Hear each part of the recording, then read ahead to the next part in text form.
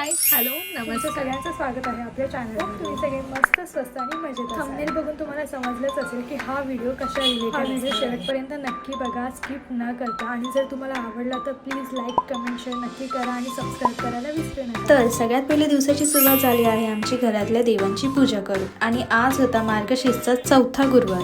तर फटाफट मी आधी हा टेबल क्लीन केला आणि मी मम्मी लागलो तयारीला. मार्गशीर्षचा शेवटचा गुरुवार कधी आला समजलं सुद्धा नाही, एवढे लवकर दिवस निघून गेले. प्रत्येक गुरुवारी एक वेगळीच एनर्जी आणि पॉझिटिव्हिटी असायची, कारण घरामध्ये महालक्ष्मी मातेची पूजा मांडलेली असायची. आणि इथे तुम्ही बघू शकता की आम्ही मांडलेली पूजा कशी झाली आहे. आणि मी बाजूने ही जी रांगोळी काढली आहे ही सुद्धा तुम्हाला कशी वाटली हे मला नक्की कॉमेंट सेक्शनमध्ये सांगा. हे सगळं झाल्यावर आमच्या गुलाबाच्या झाडाला आलो होते हे छोटंसं गुलाब, जे मी तोडलं आणि देवीच्या फोटोवर वाहिलं होतं. त्यासोबतच जास्वंदीचं सुद्धा फूल आलेलं ते सुद्धा मी माझ्या बाप्पाला अर्पण केलं.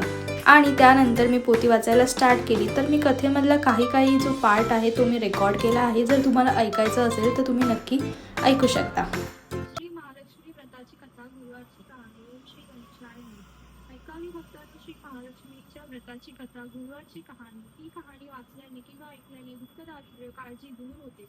श्री महालक्ष्मीच्या कृपेने समृद्धी, संपत्ती, ऐश्वर्य, वैभव प्राप्त झाल्यामुळे तिचं दारिद्र्य संपलं. तिचं घर संपत्ती व समृद्धीने भरलं. तिच्या जीवनात आनंद आला. पुढे ती पती पत्नी निधन पावली. लक्ष्मी व्रत केल्यामुळे ती दोघं लक्ष्मी लोकात वैभवात राहिली.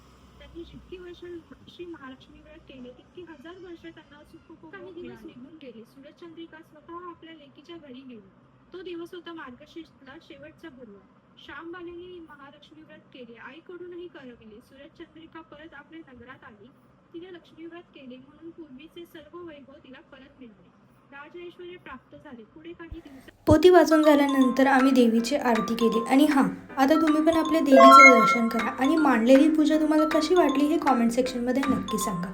त्यानंतर मी आली होती महादेवच्या मंदिरामध्ये दर्शनाला, जल अर्पण करायला.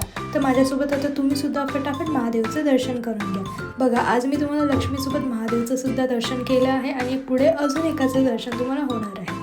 तर हे सगळं झाल्यानंतर मी थेट आली होती स्वामींच्या मठामध्ये दर्शनाला. आणि तिथे जाताच मला दिसलं की इथे भरपूर अशी लाईन होती, खूप अशी गर्दी होती, कारण आज स्पेशली गुरुवार होता आणि गुरुवारी प्रत्येकजण मठात जातच.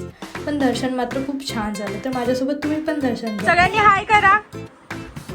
तू का आलायस? तुझं काम नाही इथे, जा लवकर. तर संध्याकाळी माझं उद्यापन असल्यामुळे मी 5 कुमारिकांना बोलवलं होतं हळदी कुंकूसाठी. आणि हा कुमारसुद्धा आमचा त्याच्यामध्ये जबरदस्ती बसला होता आणि ह्यालासुद्धा हळदी कुंकू लावून घ्यायचं होतं. सगळ्यांना हळदी कुंकू करून प्रसाद देऊन त्यांना फळ आणि महालक्ष्मीचं पुस्तक देऊन माझं उद्यापन हे छान प्रकारे झालं होतं. आणि माझ्या व्लॉगचं म्हणजे दिवसाची माझी शेवट झाला आहे असं मस्तपैकी जेवण नाही, पुरी भाजी पापड आणि खीर वगैरे खूप छान झालं होतं. आणि मी माझा उपवास ह्यावर सोडला. सो आय होप तुम्हाला सगळ्यांना हा व्लॉग आवडला असेल. लाईक कमेंट शेअर नक्की करा आणि सबस्क्राईब करायला विसरू नका. भेटूया नेक्स्ट व्हिडिओमध्ये. Till then bye bye.